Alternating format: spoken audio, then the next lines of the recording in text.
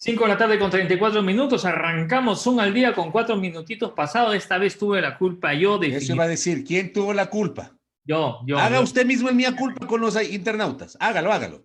yo pido mil disculpas. Esta vez primero me voy a cambiar el nombre. Esta vez le he mandado el link de invitación al señor Fabricio Vela, pero no sé dónde lo he puesto. Oye, alguien le debió haber mandado. O sea, si aparece alguien por ahí en plena transmisión, lo quitamos de una. Estamos a la espera, mi querido Fabricio. El día de mañana Quito entra, cambia su semáforo, pasa de rojo a amarillo, con todas las implicaciones que esto obviamente va a suponer. Hay muchísima expectativa. Las personas que han estado trabajando pues no verán un gran cambio, pero algunas que obviamente van a comenzar ya a involucrarse en las actividades que están permitidas. El día de hoy vamos a estar tocando ese punto que es muy importante porque todavía hay cierta confusión en quiénes pueden abrir y quiénes no pueden abrir. Claro que sí, claro que sí. Bueno, procedamos primero con el saludo de rigor a toda nuestra amable audiencia. Qué gusto que nos acompañen. Suma al día, este espacio digital que cada tarde se enlaza con ustedes, queridos internautas, que nos honran con su sintonía a través de la fanpage de Primera Plana. Realmente para nosotros es un gusto compartir con ustedes el cierre de esta jornada. Tengo anotado aquí, José Antonio, para no perderme en el tiempo. Hoy es el día 77 desde que comenzaron las medidas de restricción. Es decir, si tomamos en cuenta el día 16 que se anunció el estado de excepción y el 17 o desde el 17 que comenzó a aplicarse las medidas de restricción, a las 9 de la noche del día 17, que fue martes, si la memoria no me es infiel, se comenzaron a aplicar las medidas de restricción y toque de queda. A partir del día 17 hasta el día de hoy, han pasado exactamente 77 días. En el día 78 días después, Quito pasará de semáforo rojo a semáforo amarillo. 78 días después, las condiciones del toque de queda cambiarán para la capital de la República, es decir, se ampliará la hora. Hay que recordar que inicialmente, es decir, mañana va a pasar lo que inicialmente ocurrió cuando recién se había adoptado la restricción. Esto es, tú recordarás, Flaco, y nuestros internautas, que inicialmente se había dispuesto el inicio del toque de queda a las 9 de la noche. Fue una medida que duró muy pocos días, porque luego se la pasó a las 4 de la tarde o 5 de la tarde y luego se la bajó a las 2 de la tarde. Creo que el tiempo y ya con la cabeza fría habrá que analizar si esa fue una decisión poco atinada. Yo creo que sí, porque claro, mucha gente empezó a salir en la mañana tratando justamente de hacer sus actividades, ir al supermercado, se cambiaron las lógicas de los horarios de los supermercados, todos con el apuro de regresar a la casa antes de las 2 de la tarde que corría el toque de queda. Pues bien, desabastecimiento, no en el no hubo estricto sentido de la palabra, no. pero sí la gente digamos, concurrió de forma masiva a los lugares donde se vendían productos de primera necesidad y compró quizás más de lo necesario. Ciertamente no hubo desabastecimiento. No hubo. Al menos de productos no hubo.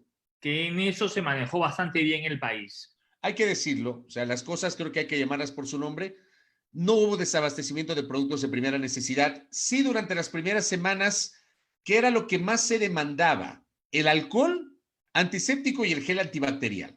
Y el cloro. Los guantes. Los guantes y las mascarillas, resulta que vinieron con que los supermercados y las farmacias vinieron con la novelería de exigirte que tenías que utilizar guantes para poder ingresar los guantes de látex. Hubo gente que obviamente no botaba el guante de látex porque estaba escaso, le pasaba alcohol, lo seguía utilizando después, cuando el guante de látex tiene una vida útil de una sola vez, o sea, es un solo momento. Pero ahí también hay que decir en honor a la verdad que no es que eso salió como una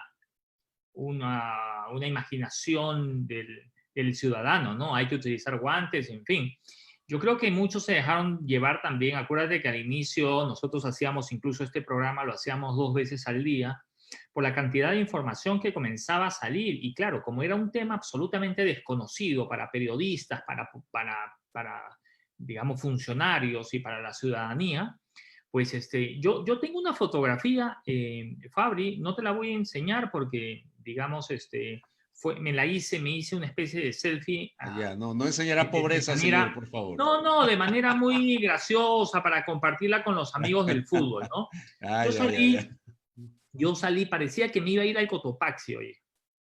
Pasamontaña, gafas de soldador, mascarilla, dos guantes, porque acuérdate que los primeros se rompían mucho, porque claro, uno no está acostumbrado a ponérselos, dos guantes, camisa larga, casi que en la puerta me quedé solo en boxer para entrar a mi casa. Y claro, yo le decía, y me tomo una foto, un selfie con un six-pack de cervezas y se lo mando a los amigos del fútbol. Le digo, miren todo lo que tengo que hacer por estas aguas benditas. En todo caso, la ciudadanía se sobreprotegió porque obviamente tenía mucho temor de contagiarse. Y con el devenir del tiempo, ya tú ves que esos excesos de protección ya no se los ven en la calle. Para empezar con el tema de los guantes, por ejemplo, ¿no? Sí, sí, sí. Claro, y hay otra gente, digamos, que también no lo ha tomado tan, digamos, con tanta seriedad las precauciones que tú acabas de anotar, ¿no? El tema de las gafas de soldador, obviamente, creo que prácticamente todo el mundo está con mascarilla, todo tipo de mascarilla, pero el tema de los guantes felizmente evolucionó. O sea, creo que primero es un gasto menos y una preocupación menos. Además que era totalmente antisanitario, poco sanitario y poco conveniente, pero sin embargo, como no era clara la decisión inicial del COE nacional, los supermercados y las farmacias te empezaran a exigir de que solamente podías ingresar con guantes. Era una complicación, porque Sí, sí. finalmente, digo, al final del día, está claro que el lavado de manos, esos 20 segundos lavándote las manos, es lo único que te puede ayudar a precautelar una posibilidad de contagio del COVID-19. Ahora, Alguien me decía, mucha gente se lava las manos bien lavadas y luego se saca la mascarilla y se lava la cara, porque claro, la mascarilla te protege solo algunas partes y a lo mejor dicen claro, por ello que puede quedar por pegado por eso, acá, me rasco. por eso hay gente que utiliza las gafas, ¿no? Y por ahí tengo unas O gafas. los visores, ¿no? Yo me Sí, sí. acuerdo una fotografía que hicimos pública tuya, que parecías un astronauta, ¿no? Eras una especie de pitufo azul. ¿Recuerdas la foto, no? Claro, claro, claro, claro, claro, claro. También súper protegido, ¿no? El más aniñado Sí, del, sí, del sí. equipo que tenía No, no, no, la no. mascarilla, la precisa. Por favor, por favor. Nosotros hay unos pañuelitos nomás. A ver, no, yo te digo una cosa. Para mí, por ejemplo, y permítame, queridos internautas, José Antonio, hablar en primera persona. Para mí esta fue una experiencia, digamos, nueva, enriquecedora desde muchos aspectos. Estoy hablando así porque, bueno, a ver, en realidad, y yo escribía hoy en las redes, el aislamiento y el confinamiento se terminaron. O sea, seamos claros. Yo no estoy de acuerdo, no estoy de acuerdo, ¿ya? Y no es que yo hable desde la comodidad de mi escritorio y desde la comodidad y el confort de mi computadora y de mi micrófono, no. Eh, yo las 12 semanas, estos 77 días, yo salí a trabajar. Todas las mañanas salí a trabajar. No hubo día en el que no haya hecho el programa de radio en la mañana. Y me tocó adaptarme, me tocó adaptarme justamente a esto que denominan la nueva normalidad, que yo digo es una realidad inédita, esa nueva realidad que enfrenta el Ecuador. Pero seamos claros, José Antonio, amigos y amigas, ya no hay tal confinamiento, ya no hay tal aislamiento. 77 días después, mañana 78. Lo que vamos a ver mañana creo que no va a ser distinto a lo que hemos visto en estos días. Alguien decía ayer que sí cambiaron las cosas ayer y hoy porque cambió el horario de toque de queda, y es verdad. El toque de queda ha tenido una evolución. Empezó a las 9 de la noche, luego lo pasaron a las 5 de la tarde, luego a las 2 de la tarde, que fue la etapa más prolongada de toda esta restricción generada por las autoridades del gobierno para protegernos de la pandemia. Esta semana, en el caso de Quito, con la, digamos, reconfiguración del semáforo en rojo, el toque de queda empezaba a las 6 de la tarde y ya no a las 2 de la tarde, y desde mañana va a empezar a las 9 de la noche. Pero de lo que yo he visto en las últimas 2 semanas, fundamentalmente las últimas 2 semanas en Quito ya las últimas 2 semanas, José Antonio, no estaba en semáforo en rojo, en la práctica era así. O sea, el semáforo en rojo simplemente servía como una referencia de carácter oficial, pero en la práctica Quito no estaba en semáforo en rojo. Quito creo que ni siquiera estaba en semáforo en amarillo. Yo creo que algunos sectores de la capital ya estaban en semáforo en verde. Y es así, o sea, lo que está ocurriendo ahora mismo es simplemente una formalidad. Que dentro de esa formalidad nos vamos a tener que adaptar y ya vamos a hablar un poquito sobre aquello. Igual con nuestra entrevistada en minutos lo profundizaremos, pero nos corresponde adaptarnos. Déjame solamente, porque tengo un insistente pedido, gracias a quien nos escribe desde la cuenta de Facebook Quiteño Dice, que siempre tiene la gentileza de escucharnos y sintonizarnos, tanto hoy en la tarde cuanto en la mañana. Justamente el otro día me dice, ¿a qué hora es su espacio en la tarde? 17:30 junto al Flaco Sánchez. Nos dice horario de circulación desde mañana, por favor, aclarar. A ver, aclaramos.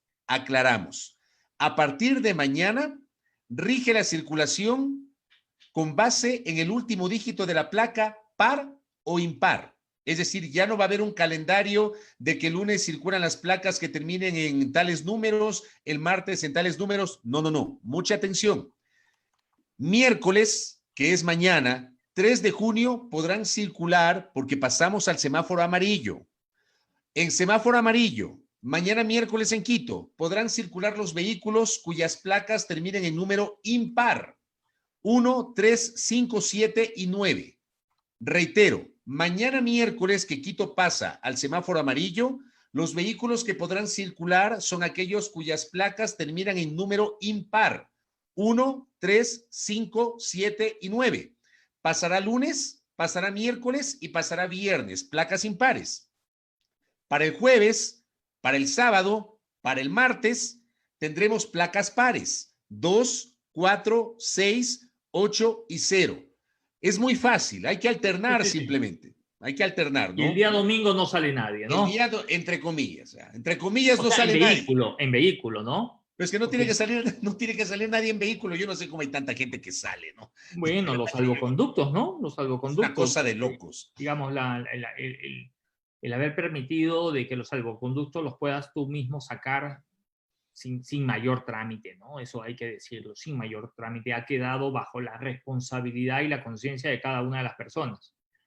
Pero no siempre todas las personas han actuado de manera correcta. Así es. Oye, aquí nos están llamando la atención, ¿ah? ¿Quién llama la atención? Edison Mayorga dice, la tardanza es una característica de Zoom al día. ¿Ah? Primer conectado, Qué vergüenza. Pero esta vez, lo que pasa es que yo tengo que confesar, yo le paso al señor Fabricio Vela 10 minutos antes la invitación. Yo estaba listo desde las 5:15 aquí sentado. Menos hoy. Y usted suele entrar ahí, pero pegándole al palo. Sí. Pegándole al palo. Yo quiero compartir contigo, mi querido Fabricio, y con todos los amigos, esta imagen que creo que es importante recordarla. Hace exactamente un año. ¡Qué barbaridad! 2019, ¡Qué barbaridad! Richard Carapaz, la locomotora. Esa es la digresión de este momento, pero deleitémonos con esta imagen que es una de las más hermosas que hemos visto en el mundo del deporte, en la historia de nuestro deporte. El triunfo de Carapaz. El otro día estaban compartiendo en redes el momento en el que Carapaz gana esa etapa que finalmente le permitió convertirse en el líder del Giro de Italia y no ceder nunca más la punta del Giro de Italia. O sea, esa victoria con el relato de Mario Sabato de ESPN, que fue espectacular. Créeme, un año después a mí todavía me... Era conmovedor, fue conmovedor, ¿no? Sí. ¿Tú dónde lo viviste? Yo aquí en mi casa. Estabas en casa. Y fue fin de semana, pues, ¿no? El día que gana Carapaz, pensé que te referías a la etapa que ganó. El día que Carapaz ingresa ya a la victoria, es decir, fue el último que arrancó en ese contrarreloj. Carapaz solamente tenía, digamos, que jugar con el tiempo, ¿no? No tenía que ganar ni ser el más rápido, tenía que jugar con el tiempo con base a lo que había pasado con sus otros competidores. Entonces lo vimos a Carapaz relajado, con su casco rosado. Yo estaba en el parque, te cuento, los domingos soy pelotero de la Carolina, y yo cogí mi celular, y yo estaba viendo en el parque, luego de que terminé el peloteo, cogí e ingresé a ESPN al digamos, al app de ESPN y empecé a ver en vivo en el parque. Créeme, una emoción, te juro, una cosa impresionante. A mí, créeme, casi se me van las lágrimas. ¿No te abrazaste con nadie extraño? No, estaba solo sentado. Ya había terminado de jugar, mis amigos ya se habían ido, yo estaba a punto de ir a mi auto y en ese momento me quedé un rato sentado y fue una cosa, créeme, emocionante, emocionante. Yo ahora lo recuerdo realmente emocionante. Mis hijos se levantaron muy temprano ese día, muy lindo, temprano, y se metieron a mi cama y prendimos la televisión y comenzamos a ver. Y después ya el momento en que digamos, gana Richard Carapaz, nosotros estábamos conduciendo. Íbamos a ir al mercado con mi esposo y mis hijos, estábamos conduciendo. Y claro, de repente, pues, todos los claxon empezaron a tocar y empezaron a hacer bulla y salir por las ventanas. Fue un momento muy lindo, muy emocionante. Habida cuenta de que no creo, obviamente no es comparado, pero lo sentí como un episodio que nos llenaba de orgullo, como la primera clasificación de Ecuador a un mundial. Yo sí ubico a eso, sí ubico a lo de Carapaz hace exactamente un año, dentro de los grandes hitos del deporte ecuatoriano a lo largo de la historia. Yo sí lo ubico ahí. Roland Garros. Yo lo ubico como el Roland Garros de Andrés Gómez, como la medalla olímpica de Jefferson, pero a ver, en el top, para mí, la medalla olímpica de Jefferson Pérez está en el podio más alto. Porque pero pasó tan desapercibido, ¿no, Fabrín? No fue casi que solo, o sea. Eso sí. No eso hubo, pues, sí, esta cuestión mediática días antes, ¿no? Sí. A ver, la marcha no era un deporte tan conocido en aquel tiempo. Jefferson era un joven. No creo que había grandes expectativas en una medalla olímpica. A ver, este es un país más cercano al fútbol y es así. O sea, los ecuatorianos somos más futboleros, más estamos pendientes de los temas futbolísticos. Pero claro, el momento de la victoria de Jefferson, y además se trató del único oro olímpico que tenemos en el Ecuador, porque hasta esa medalla de Atlanta 96, lo más cerca que estuvimos de ganar un oro olímpico fue en 1974, en las Olimpiadas de Múnich, Alemania, con Jorge Delgado Panchana, en los 400 metros mariposa, en natación. Eso fue lo más cercano que tuvimos. Entonces, con Jefferson, claro, logramos el oro olímpico. La primera medalla olímpica de Ecuador fue una medalla de oro.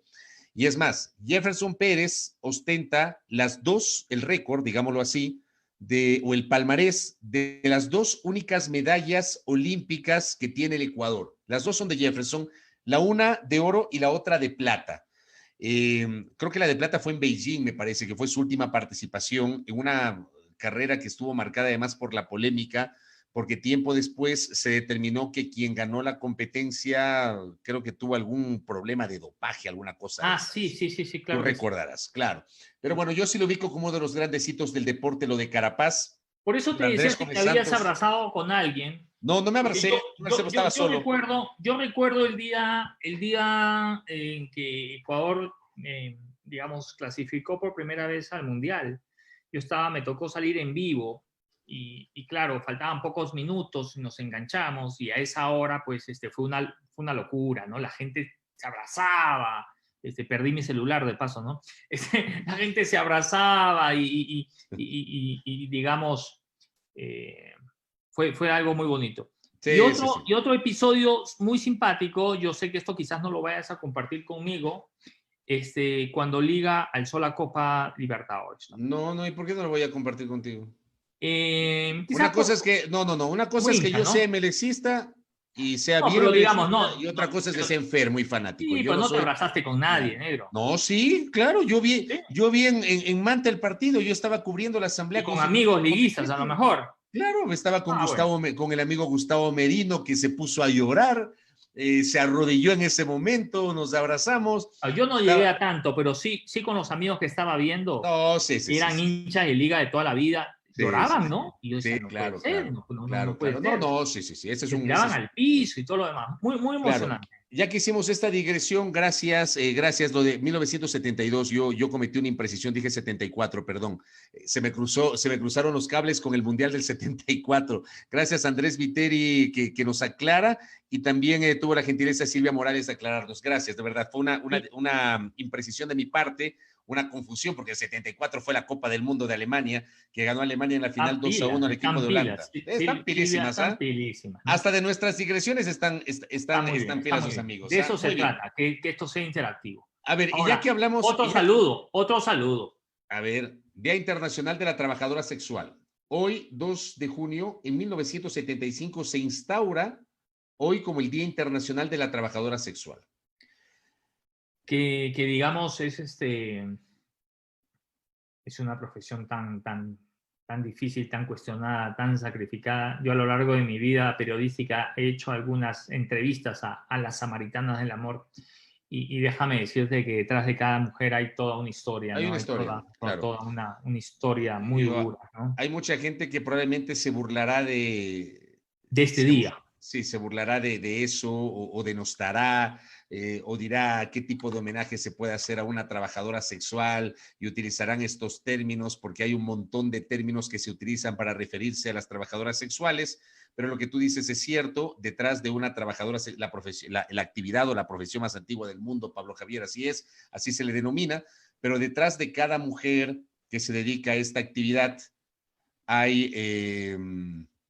hay una familia, hay una historia, hay casos de necesidad, de verdad, es una cosa terrible, terrible. Y esto fue a Terrible. propósito, este día fue instaurado a propósito de que 100 trabajadoras sexuales ocuparon una iglesia en Francia, ¿no? Sí, mira tú. Con el fin de llamar justamente la atención por su situación, ¿no? De Por su acuerdo. situación. ¿Tienes lo de Héctor Suárez? Tengo lo de Héctor Suárez, no quería ponerlo Proyectémoslo. antes, por favor. Ya que estamos justamente en este tramo hablando de lo que hoy ha ocurrido en el caso histórico, los 2 episodios que hemos mencionado y también la muerte de un grande de la comedia y de la actuación, yo no lo ubico solamente como mexicano, sino como latinoamericano. Héctor Suárez, que es un humorista, sobre todo muy conocido por mi generación, por nuestra generación, José Antonio, y seguramente por la generación de nuestros padres. Héctor ha fallecido luego de una larga enfermedad, entiendo que no pudo vencer el 5 cáncer. años, ¿no? ¿Sí? 5 años, desde el 2015. Así que Héctor Suárez marcó una época. Héctor Suárez fue, digamos, un ícono del humor latinoamericano, del humor mexicano. Mucha gente, ¿no? Consternada el día de hoy con sus manifestaciones, ¿no? Al maestro Héctor Suárez, que ha fallecido, considerado un pionero en esta actividad. Así que, digamos, eso también nos deja esta jornada, José Antonio. Así es, tú sabes que Héctor Suárez, a la edad de 72 años, procreó junto a su pareja a una niña, ¿no? A una hija. Y una de las cosas que siempre decía en las entrevistas era que Dios le dé la vida para ver crecer a su hija. Esta hija obviamente ve fallecer a su padre a la edad de 7 años, ¿no? Pero digamos, se le cumplió en parte este anhelado deseo de ver crecer a su hija, ¿no? Qué difícil es para un padre, imagínate tú, no ver los logros de tus hijos, ¿no? Sí, de acuerdo, de acuerdo. ¿Algo más de este día? No, estamos ahí. Digamos, de cosas que pasaron a nivel histórico y de esta lamentable noticia que obviamente enluta a la actuación y al humor del continente, no solamente de México. Bueno, así llegamos. Creo que bien valieron estas digresiones que acabamos de hacer, mientras obviamente vamos a hablar de un tema que tiene que ver mucho con lo que va a pasar con nuestra nueva realidad, lo que estamos enfrentando acá en la capital y obviamente en otros sitios. Por acá, Pablo Javier dice, uno de mis favoritos, mira tú, refiriéndose a Héctor Suárez. Ah, mira tú. Gracias, Cristian, muy amable. Rosa Canales también, ¿no? Rosita Canales, la árbitro. ¿Qué le pasó? Yo no tengo claro. ¿Tú tienes claro qué pasó con Rosita Canales? No.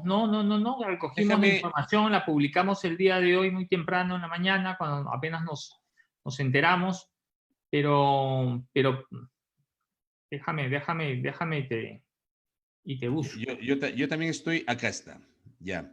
Fallece a los 46 años de edad Rosa Canales, mira tú. La ecuatoriana Rosa Canales, de 46 años, retirada hace 7 años del arbitraje, falleció en Guayaquil tras una ardua lucha contra el cáncer. Mira tú, Cáncer de abdomen, que la mantenía en el Omni Hospital del puerto principal.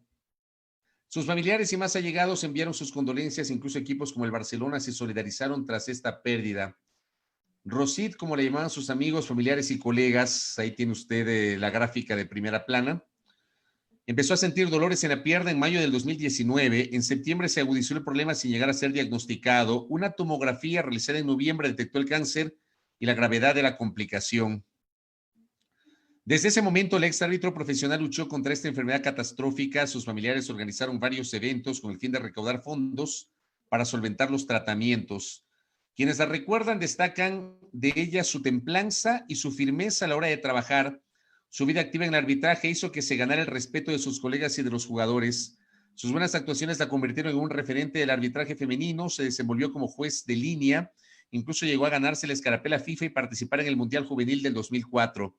Barcelona y el Nacional fueron los clubes que enviaron, dos de los clubes que enviaron sus condolencias, lo hicieron a través de las redes sociales.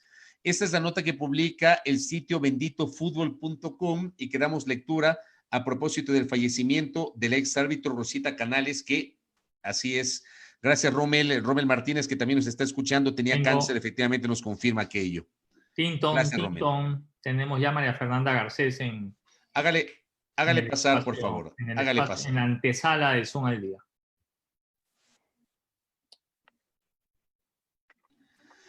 Muy bien.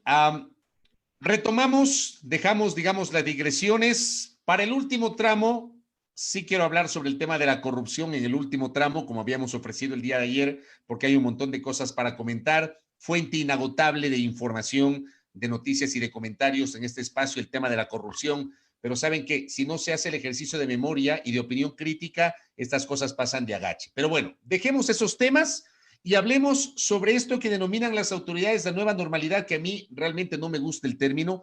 Yo prefiero utilizar la nueva realidad que está viviendo el Ecuador, la realidad que está viviendo Quito desde ayer, el día de hoy y mañana. Miércoles 3 de junio, Quito pasará a semáforo amarillo con una serie de implicaciones. Reitero, no solamente es la ampliación de las actividades o del horario de actividades hasta el inicio del toque de queda, es decir, el toque de queda empezará desde mañana a las 9 de la noche. No solamente tiene que ver con la circulación de los automotores, estamos hablando de que mañana podrán circular los vehículos cuyas placas terminan en número impar, no se olvide, lunes, miércoles y viernes número impar, martes, jueves y sábado número par, el domingo no circula. Se refiere al hecho de que habrá parcialmente transporte, el municipio de Quito ha resuelto hasta el 30%, habrá el retorno de determinadas actividades, como por ejemplo los restaurantes que podrán recibir hasta el 30% de su aforo, las empresas privadas que previo presentación y aprobación de protocolos de bioseguridad podrán trabajar hasta con el 50% de su personal, en fin. ¿Cuáles son las implicaciones de todo esto? Le vamos a preguntar a nuestra invitada, la secretaria de Desarrollo Productivo. Espérenme un segundo que tengo aquí una cosa que se me ha metido. María Fernanda Garcés, secretaria de Desarrollo Productivo del Distrito Metropolitano de Quito. Qué gusto, María Fernanda. ¿Cómo está usted? Les saludamos José Antonio Sánchez y quien habla Fabricio Vela, muy honrados de que nos atienda. Bienvenida. Fabricio, mucho gusto. Luis Antonio, mucho gusto también. Gracias a ustedes por la invitación y gustosa por este medio llegar a la ciudadanía. ¿Está bien dicho el término secretaria de Desarrollo Productivo? Sí, secretaria de Desarrollo Productivo y Competitividad del municipio de Quito. Correcto, María Fernanda. A ver, ¿qué va a pasar mañana en Quito a nivel productivo, a nivel económico, a nivel comercial? ¿Qué va a pasar? Bueno, la idea, efectivamente, como usted lo mencionaba, pasamos ya al semáforo amarillo, que yo diría, de alguna manera, también se inicia una fase de una estrategia de contención del empleo en la ciudad. Creo que es importante entender que si bien los indicadores de salud todavía nos preocupan como ciudad, todavía no hemos controlado la pandemia y eso es importante que la ciudadanía lo sepa. Es importante que activen las...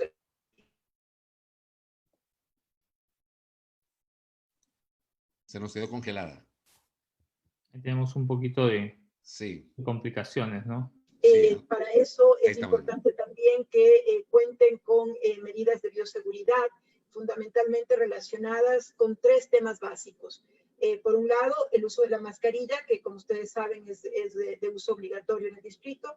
adicionalmente el mantenimiento del distanciamiento social y por otra parte la necesidad de lavarse las manos permanentemente y tener áreas lo suficientemente higienizadas o con una rutina de limpieza permanente. Creo que es importante, usted mencionaba hace un momento que no le gusta el término la nueva normalidad. Yo tampoco estoy muy de acuerdo con eso. Yo más bien diría que esta nueva realidad que nos espera, con la cual tenemos que aprender a convivir, y eso nos obliga a cambiar el comportamiento y a cambiar varios de los hábitos a los cuales estábamos acostumbrados. María Fernanda, dentro de esta nueva realidad, ¿qué es lo que más le preocupa a ustedes, a los funcionarios del municipio? A ver, ¿qué es lo que más me preocupa? Yo diría que eventualmente lo relacionado con la información a la ciudadanía, la posibilidad de que la ciudadanía se dé cuenta de que no hemos vencido la pandemia, el virus no ha pasado, el virus sigue en la ciudad, sigue en el mundo, y lo que estamos haciendo ahora es más bien aprendiendo a convivir con él y por lo tanto estamos muchísimo más expuestos. Eso requiere muchísimo más cuidado también. Entonces, eso es quizá lo que me preocupa, que a veces tendemos a pensar que el momento en el que se cambia el semáforo es porque se ha mejorado la situación desde el punto de vista médico, lo cual no es cierto. Lo que ocurre, como le decía, es que necesitamos empezar a trabajar y eso genera un desafío adicional para la población y para nosotros como autoridades municipales. ¿Hay claridad, María Fernanda, sobre cuáles son los sectores que van a poder trabajar desde mañana? Y le hago esta pregunta, ¿por qué?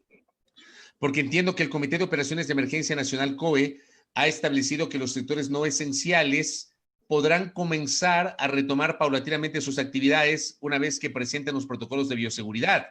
Por ejemplo, hay una inquietud sobre el tema de los gimnasios, hay una inquietud sobre las actividades en los parques, por ejemplo. Entiendo que hay una autorización para el deporte de alto rendimiento que no es lo mismo que el deporte recreacional que se hace en el Parque La Carolina o en el Parque Metropolitano. Digamos, ¿hay claridad sobre eso, María Fernanda? Bueno, en efecto, las actividades no esenciales pueden empezar a trabajar el día de mañana y quizá las actividades que no están permitidas y que creo que es importante también que se conozca, están fundamentalmente relacionadas con bares, discotecas, cantinas, karaokes, salas de recepciones, billares, centros de tolerancia. Esos no pueden trabajar, eso está debidamente registrado ya tanto por el COE nacional cuanto en el COE metropolitano también lo hemos conocido y forma parte también del instructivo en base al cual los intendentes y del Ministerio de Gobierno actuarán. ¿Qué ocurre con los eventos públicos, eventos masivos y deportivos al aire libre? Tampoco están permitidos, salvo aquellos que tengan que ver, por ejemplo, con deporte individual. A partir de mañana también estarán aperturados ya los parques en la ciudad y eso permitirá que eventualmente podamos realizar una caminata en la mañana, etcétera, que eso permite de alguna forma también que esta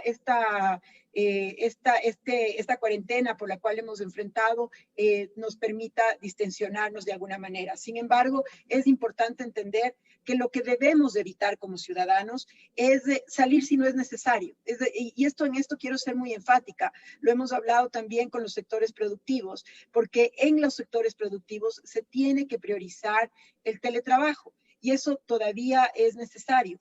¿Eso qué significa? Que si ya teníamos actividades administrativas realizadas a través de teletrabajo, se continúe con ellas. Si ya teníamos actividades comerciales que se gestionaban a través de venta online o telefónica, que se continúe con eso.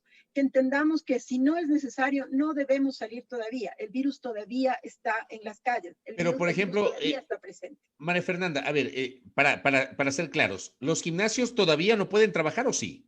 Los gimnasios pueden y las peluquerías también pueden. Era otro de los grupos que estaban en duda.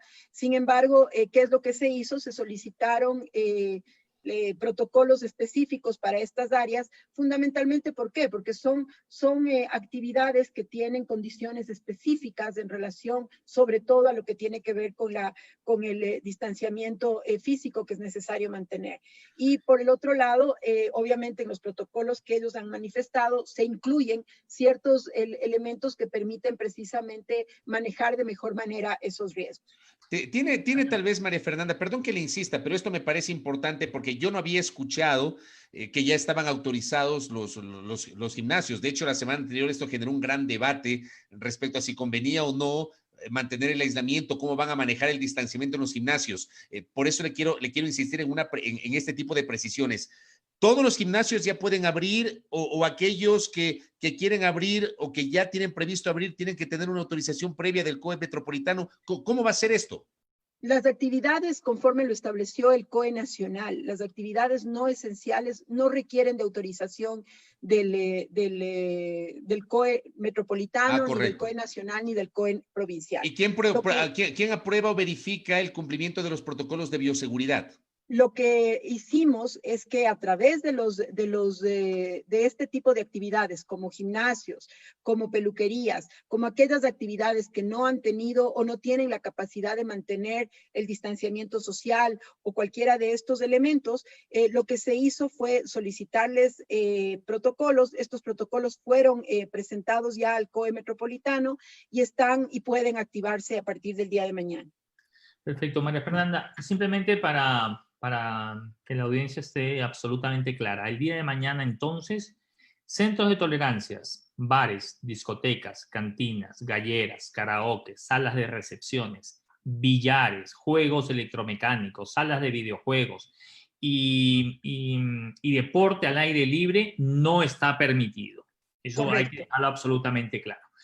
Yo le quiero hacer dos preguntas. La una es, ¿qué va a pasar con el ciclo paseo y el cierre de calles que caracteriza a Quito los fines de semana, donde la gente suele desplazarse de manera longitudinal de norte a sur, de sur a norte en la ciudad?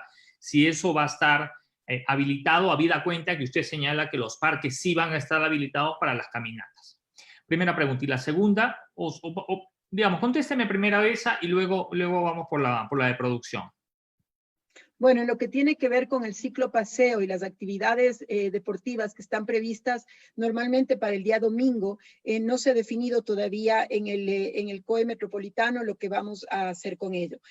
Tomando en cuenta precisamente que normalmente, como le decía, es el día domingo en el que se realiza ese tipo de actividades. Eso se tendrá que resolver en estos días ya a nivel del COE metropolitano. Perfecto. Usted dijo hace pocos segundos de que es preferible no salir, de que es preferible salir para lo estrictamente necesario. ¿Cómo se compenetra con la decisión, en cambio, de apoyar la parte de la producción? Hay restaurantes que el día de mañana van a abrir con gran expectativa, intentando recuperar todo aquello que no han podido facturar durante los últimos 2 meses y han tenido que pagar sueldos. Hay personas que tienen locales mucho más pequeños de venta de papelerías y esa clase de cosas. ¿Quién va a controlar los aforos? Que es algo, digamos, en una ferretería muy grande de estas cadenas. Yo le comentaba a Fabricio el otro día que he visto un protocolo bastante responsable, ¿no? Con gel y en el piso y el distanciamiento y todo lo demás. ¿Cómo van a hacer para intentar controlar estos aforos? Porque creo que le están dejando a ese emprendedor a su responsabilidad. No sé si existe protocolos definidos. Hoy día lo hablaban ustedes en el Consejo. Deberían haber con un protocolo de unos 4 o 5 puntos básicos que hay que cumplir sí o sí. Y si hay marco jurídico para sancionar en el caso de que no se cumpla. Bueno, por supuesto. De hecho, mantenemos de este momento vigente la ordenanza emitida el 27 de mayo de la semana pasada, en la que se establece precisamente el marco jurídico en función del cual las áreas de control municipal podrán, de manera aleatoria, obviamente, porque no tenemos suficientes personeros en el área de control como para estar en cada uno de los establecimientos o junto a cada uno de los ciudadanos controlando el cumplimiento de la el uso de la mascarilla, el uso del la aplicación del distanciamiento físico o el lavado de manos. Yo creo que es importante, cuando usted me pregunta, bueno, ¿quién va a controlar el aforo? Yo creo que ahí viene también la parte de la corresponsabilidad ciudadana y la necesidad que tenemos como consumidores de un local o de un establecimiento específico, exigir que se cuide la salud de nosotros como clientes y a su vez, obviamente, la salud de las personas que están trabajando allí. De ahí viene la necesidad de pensar que este es un proceso en el que obviamente hemos priorizado y se ha priorizado la salud los últimos meses y que aún con la prioridad de la salud, en este momento también tenemos que equilibrar el tema económico en la ciudad. Pero fundamentalmente es un proceso de corresponsabilidad. Nosotros como municipio, y ustedes deben haberlo visto, estamos señalizando áreas públicas, todas las áreas públicas municipales están debidamente señalizadas, el transporte público también está señalizado, está adicionalmente, estamos poniendo a disposición de la ciudadanía a partir de mañana, se publican, no hablemos de protocolos, sino de guías de bioseguridad que permitan a través de pasos a seguir de muy fácil lectura, de muy fácil manejo, precisamente tener acceso a la información que le permita aplicar a la ciudadanía en cualquiera de las actividades las medidas de bioseguridad esenciales. Pero fundamentalmente creo, estimado Fabricio, que es importante entender que a partir de este momento, por un lado, se activa la corresponsabilidad que tenemos como ciudadanos, pero además también vamos a ver qué es lo que ocurre. Es decir, este es un proceso del que estamos aprendiendo todos. Y yo estoy segura de que desde el punto de vista de consumidor también hemos cambiado, desde el punto de vista de proveedor también hay cambios. Es decir, la actividad se ha modificado y esto lo veremos a partir del día de mañana. Creo que vamos a tener que estar monitoreando permanentemente, ustedes como medios de comunicación, nosotros desde los gobiernos locales, la misma ciudadanía, de manera permanente vamos a tener que ir haciendo ajustes. No nos olvidemos además que la semaforización está establecida de manera tal que en caso de que los indicadores de salud se compliquen, podemos regresar al rojo. Ojalá eso no ocurra. Eso sería letal para nuestra economía en la ciudad, pero es importante tener claro de que eso sí podría ocurrir y en cuyo caso tenemos que comportarnos de manera adecuada desde el punto de vista de la bioseguridad en la ciudad. A mí, por ejemplo, hay una cosa que me preocupa. A ver, yo suscribo sus palabras, María Fernanda, en el sentido de que efectivamente hay una corresponsabilidad de los ciudadanos. O sea, los ciudadanos no podemos dejar que todo lo decida la autoridad o trasladar toda la autoridad o solamente esperar que haya control de la autoridad y que el ciudadano viva como pueda. O sea, así no funciona. Hay evidentemente una corresponsabilidad ciudadana, pero al mismo tiempo, y esta es mi preocupación, permítame insistir, porque digo, si es que no va a haber una forma de vigilar o de controlar que gimnasios, que peluquerías u otros sitios presenten o apliquen protocolos de bioseguridad, creo yo que dejarlo en manos solamente del ciudadano como que termina siendo una visión muy simplista. No sé si yo estoy exagerando al decir esto, María Fernanda. Bueno, no creamos que es una visión simplista. Yo lo que creería más bien es que tenemos que entender que desde el punto de vista del municipio, nosotros estamos este momento y conforme la ordenanza lo señala, se han establecido los parámetros que se tienen que cumplir en la ciudadanía y adicionalmente las sanciones que la ciudadanía tiene en caso de incumplimiento. Es decir, hay sanciones, hay normativa que le permite al municipio controlar y es así como podemos proceder. Más allá de eso, como gobierno local no podríamos hacerlo. Es decir, es importante entender que el ámbito de acción de una autoridad llega precisamente hasta eso, es decir, a establecer la normativa, a establecer las sanciones y a generar en las áreas públicas todas las condiciones para que se produzca una conducta o una actividad o una acción. En eso nos hemos empeñado en trabajar en estos meses y la idea era obviamente que el día de mañana que salimos, como le digo, va a ser un proceso en el que todos vamos a ver cómo funciona esta nueva realidad, tanto para los sectores productivos, tanto para el gobierno local y obviamente para la ciudadanía que se estará desenvolviendo en la ciudad. María Fernanda, permítame, le voy a compartir una imagen que publicamos hace pocas horas en nuestras redes sociales para que usted tenga la amabilidad de confirmarnos. Normalidad en mercados San Roque, Mayorista y Chiriyacu. Confírmenos, por favor, si el día de mañana la apertura de estos mercados va a ser al público o solo a personas mayoristas. No, en el caso del mercado mayorista se mantiene la atención únicamente a mayoristas. Creo que es importante también entender, y ustedes como medios de comunicación, que se transmite el hecho de que una nueva realidad implica mantener aquellas normas que manteníamos antes, mejorar aquellas que debemos mejorar ahora en función en términos de bioseguridad, pero adicionalmente mantener la disciplina necesaria. En el caso del mercado mayorista, este mercado siempre debió haber sido para mayoristas. Así es concebido. De hecho, esto está previsto que se maneje a través de una estrategia de abastecimiento en la ciudad que nos permita tener el mercado mayorista como lo que es, un mercado que atiende a mayoristas. Eso a su vez nos permitirá también manejar el mismo nivel de disciplina que hemos mantenido hasta el momento. No podría yo entender de ninguna manera que sencillamente porque cambiamos de semáforo a la gente se le olvida cómo ha estado comportándose, que lo ha hecho muy bien, ojo, ¿no? Hemos logrado, después del inicio de los problemas que tuvimos con el mercado mayorista, se controló bastante bien el mercado, se han mantenido medidas de bioseguridad, se mantienen procesos de desinfección al interior, la gente está mucho más disciplinada al interior del mercado, se ha logrado mantener la disciplina en la parte de afuera para las compras, es decir, logramos ya de alguna forma un proceso bastante ordenado en términos de la atención en el mercado y obviamente así tendrá que mantenerse. Ahora, María Fernanda, usted está en la Secretaría de Desarrollo Productivo y Competitividad. Desde esa Secretaría, ¿cuál va a ser un poco el apoyo al sector productivo?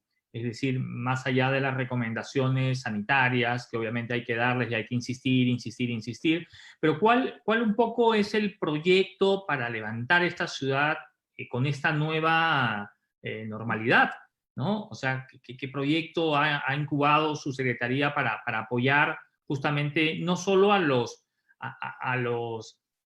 emprendedores ambulantes, digamos, ¿no? Escuchaba algo que hay un proyecto que se llama Kiosquito, puede ser, uno, pero sí quisiera ver a nivel medio, ¿no? Que digamos, agrupa a un gran número de emprendedores que pagan impuestos, que tienen un local, que sacan una LUAE, en fin, que digamos, Bueno, créditos al municipio. Son varias las estrategias. Una tiene que ver precisamente con el desarrollo de actividades locales, como la que usted menciona, que es una de ellas, pero adicionalmente hemos desarrollado todo un proceso de desarrollo local territorial con las tiendas del barrio, con un programa que estamos sacando que se llama Activa tu Negocio, en el que lo que vamos a hacer es, además de las capacitaciones en términos de bioseguridad, generar otro tipo de herramientas para los pequeños negocios de la ciudad, que son alrededor del 88% de negocios en Quito. Eso, digamos, para esa área del tejido económico de la ciudad. Pero además tenemos algo que creo que es fundamental. Estamos trabajando mucho en temas de tramitología. Esta pandemia ha revelado precisamente la necesidad de que las cosas sigan funcionando y para eso la tecnología ha sido fundamental. Contarles que nosotros estábamos desde más o menos hace unos 6 meses ya en la Secretaría con un proyecto que lo estábamos conformando con el sector privado, con el Consejo de Cámaras, precisamente para trabajar en la disminución de trámites municipales. Son alrededor de 130 trámites municipales que tendrían que optimizarse. Esto permitió, o esta planificación permitió que en esta época pudiéramos determinar exactamente qué trámites de aquellos tienen que ser mejorados y eso apunta directamente a la mejora de productividad de la ciudad también. Es decir, mientras menos tiempo nos tardemos, mientras menos tengamos que ir a una oficina pública, más tiempo tenemos para producir. Para cerrar esta idea nomás, Fabricio, si me permite, para cerrar esta idea. No sé si el proyecto o los proyectos contemplan este ítem que le voy a decir, y si no contempla, a lo mejor se lo dejo como idea para que lo involucre. Es el tema de orientar a las personas para que puedan acceder a créditos. Hemos visto la cantidad de documentos, de cosas que hay que presentar a un banco para acceder a un crédito, y en ocasiones resulta desmotivante porque uno no sabe dónde sacar ese documento y todo lo demás. Quizás también entregarle un apoyo a estas personas que no tienen no es parte de sus actividades diarias o mensuales el acceder a créditos y el presentar documentos y pedir garantías y esa clase de cosas. No sé si quizás hay alguna unidad en el municipio que antes existía, Conquito, ¿puede ser? ¿Sí? Conquito, Sí, era sí. digamos, era muy importante el trabajo que realizaba justamente con estas personas que no tenían acceso a saber de contabilidad, de marketing y de acceso a créditos. Sí, bueno, Conquito existe. Conquito es la agencia de desarrollo local de la ciudad.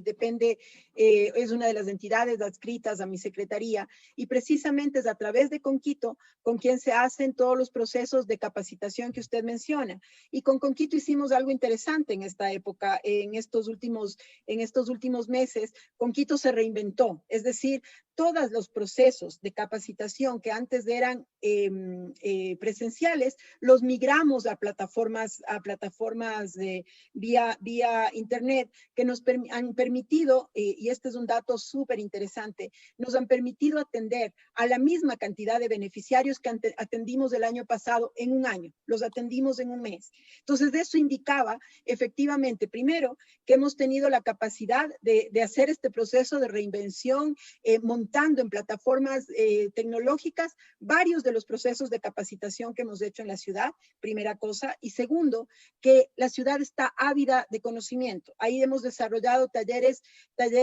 justamente relacionados con temas de financiamiento, cómo acceder a financiamiento, y hoy por hoy estamos generando una necesidad que es parte también del plan que tenemos de reactivación en la ciudad, de incorporar los mecanismos tecnológicos de pago en la ciudad.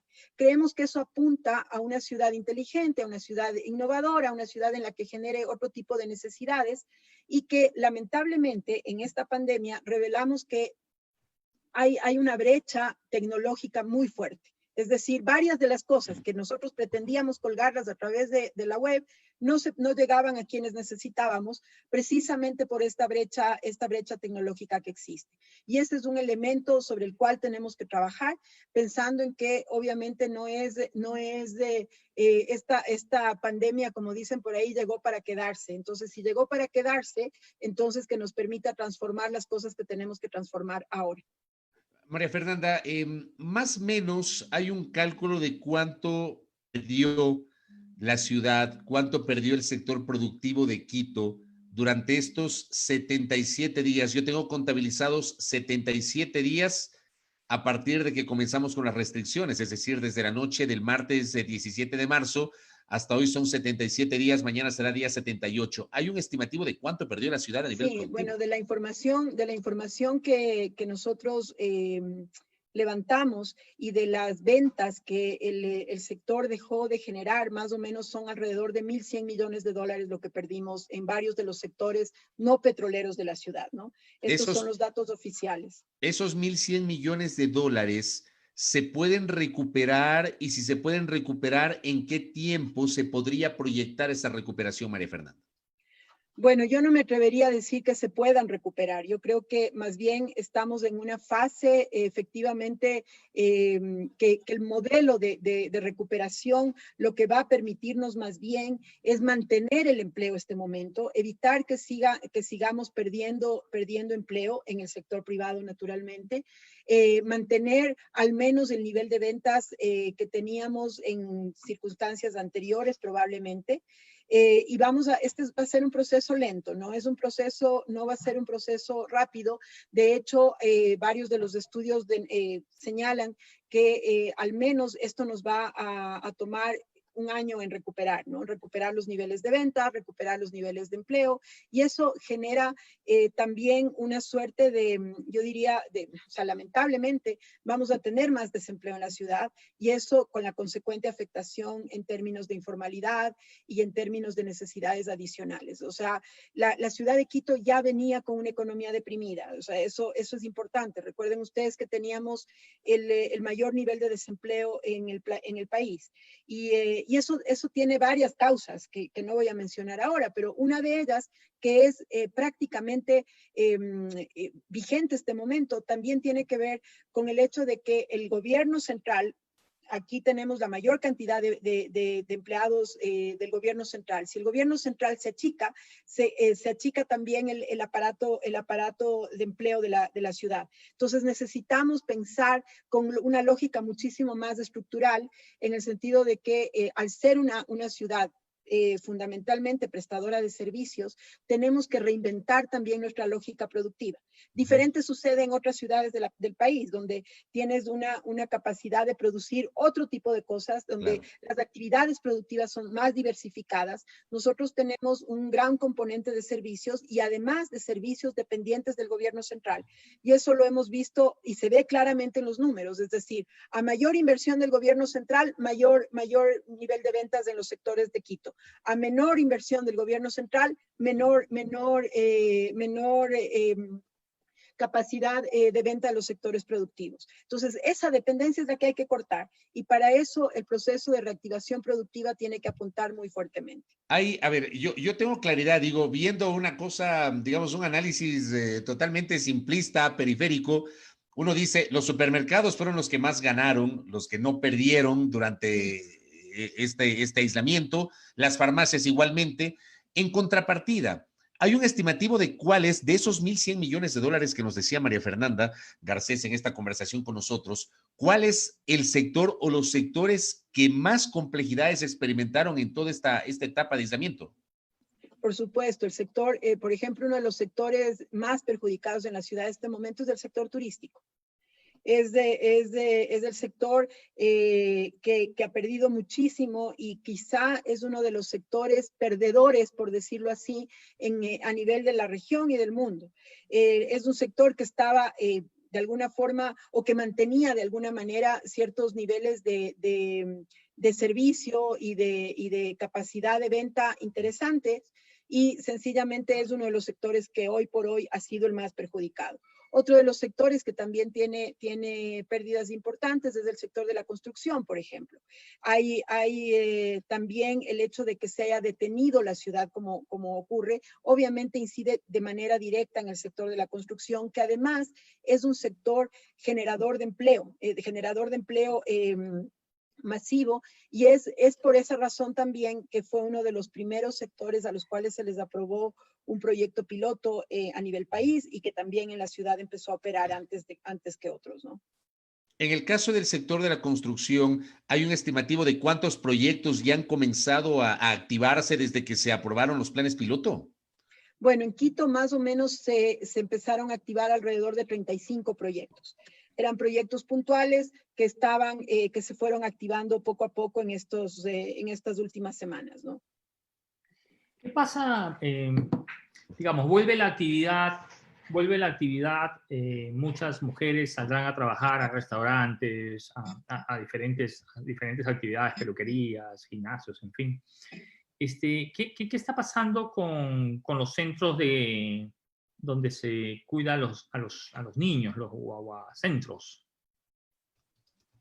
Bueno, no conozco en detalle el tema de los guaguacentros. Efectivamente son espacios que no son directamente relacionados con el municipio. El municipio tiene, a través del Patronato San José, convenios suscritos con los guaguacentros. Es hasta donde conozco. Lamentablemente, José Antonio, no le podría dar más información. Ok, no hay en todo caso una novedad, una noticia sobre el funcionamiento, ¿no? La vuelta a funcionar de esos centros. Ok. Y una cosa adicional, igual, aunque no es la de la competencia de nuestra invitada, pero finalmente hubo alguna decisión sobre el tema del pasaje gratuito para el transporte o no? Bueno, esa fue una discusión que se tuvo en el Consejo Metropolitano. Efectivamente, lo que se señaló es que no vamos a ir con el pasaje gratuito y a partir de mañana habrá servicio público con el pasaje, la tarifa que está prevista. Para mí sí es esto noticia. Entonces, mañana, pese a que se había anunciado que el pasaje va a ser gratuito, sí deberemos pagar 25 centavos por el transporte. Correcto. Correcto, es noticia. Eso resulta ser para mí también una noticia importante. Ya le estoy mensajeando a la gente de contenidos que por favor la suban a las redes. Esto tampoco es de su secretaría, pero igual se la voy a hacer.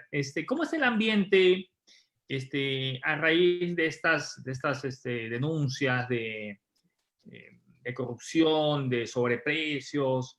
El ambiente anímico de la gente que está trabajando en otras áreas, no sé si esto ha disminuido su emoción, su compromiso.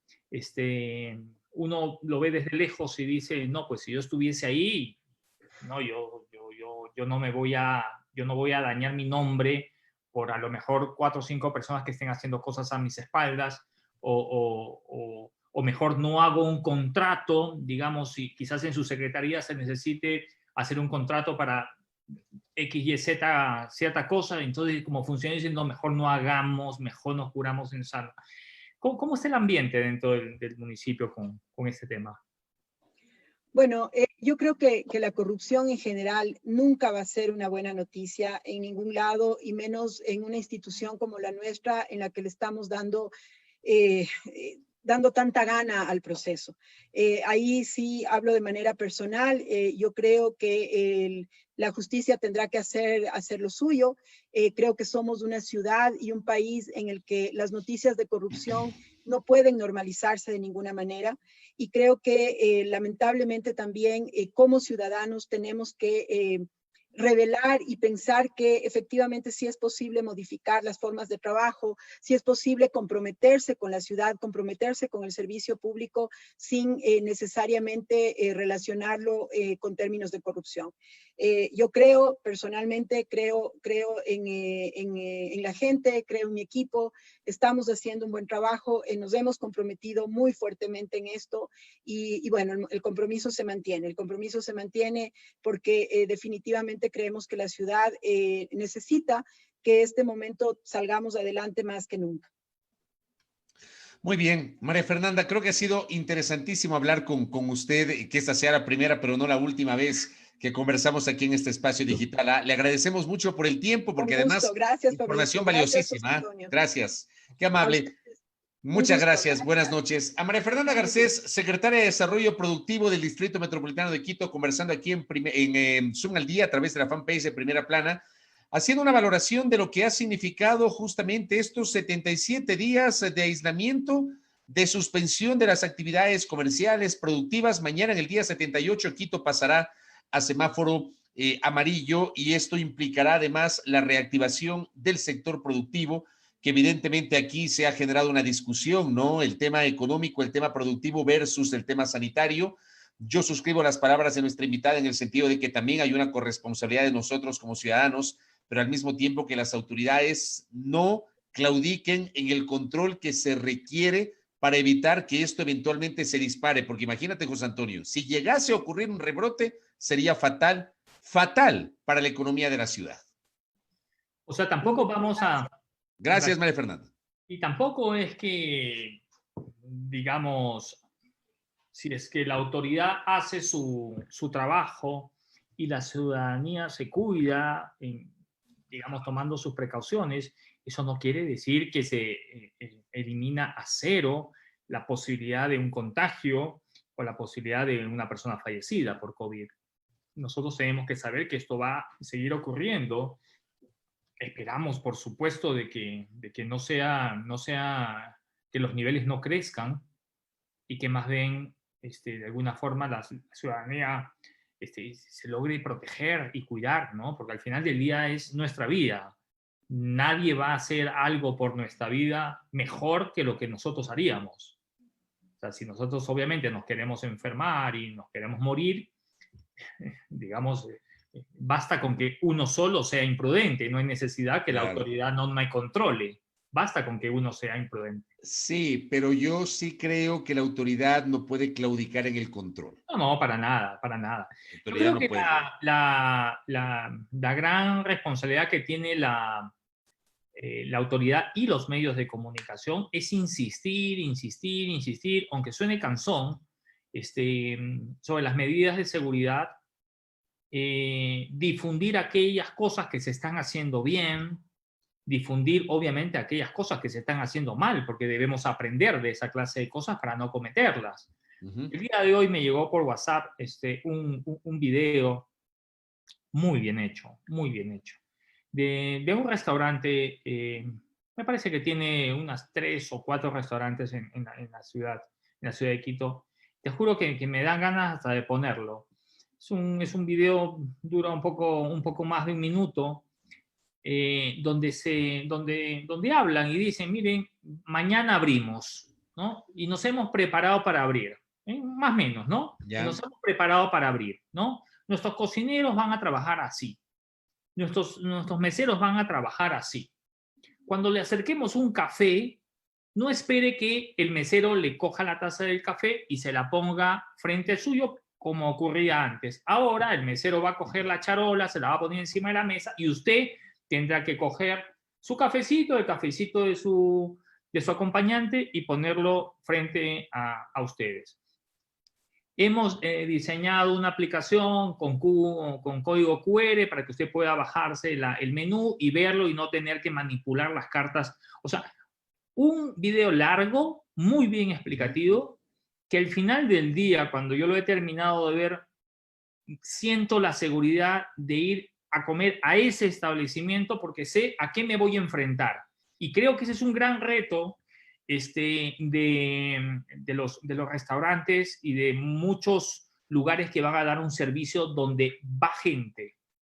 Yo no he visto, por ejemplo, a un gimnasio. Hay gimnasios aquí que son franquicias, que son muy grandes. Claro, Hay claro, gimnasios claro. más pequeños.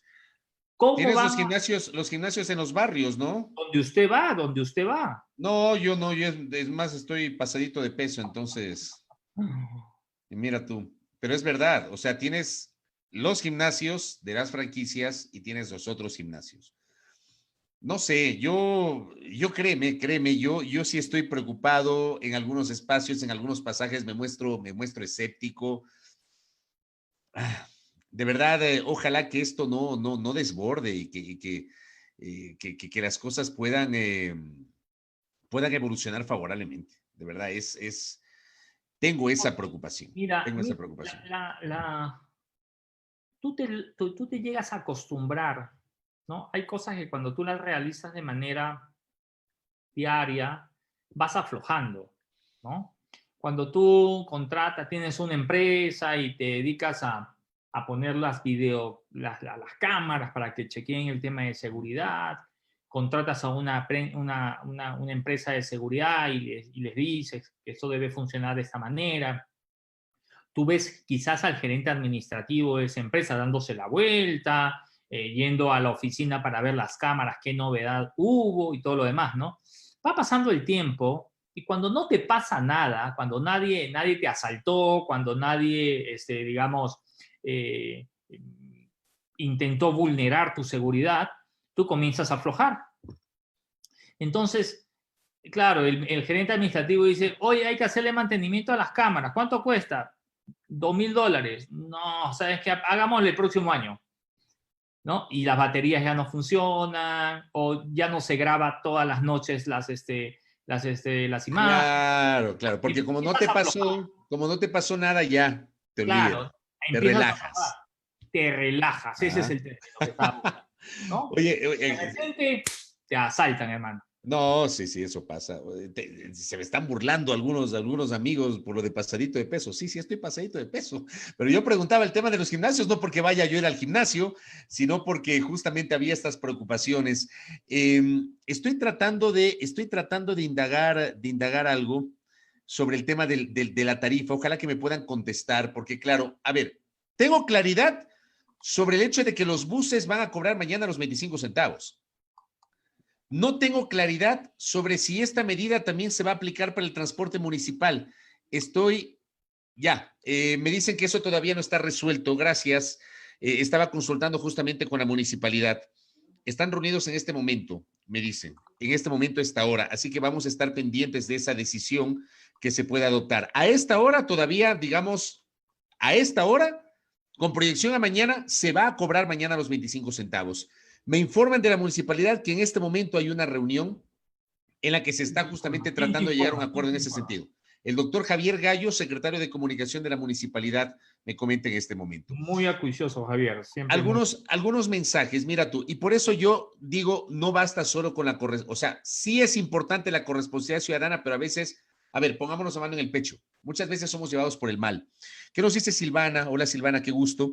No hay campañas educativas ni informativas, lo importante es entonces mantener lavado de manos continuo, no tocarnos la cara, mantener uso de mascarilla y cambiársela y distancia, no hay más. Pero mira, por ejemplo, yo he visto N cantidad de fotografías de gente que ha captado a otra gente que pese a que está marcado en el piso el punto donde tiene que pararse para respetar el 1 metro, el 1,5 metros, los 2 metros de distanciamiento de la otra persona, resulta que no se paran en el sitio.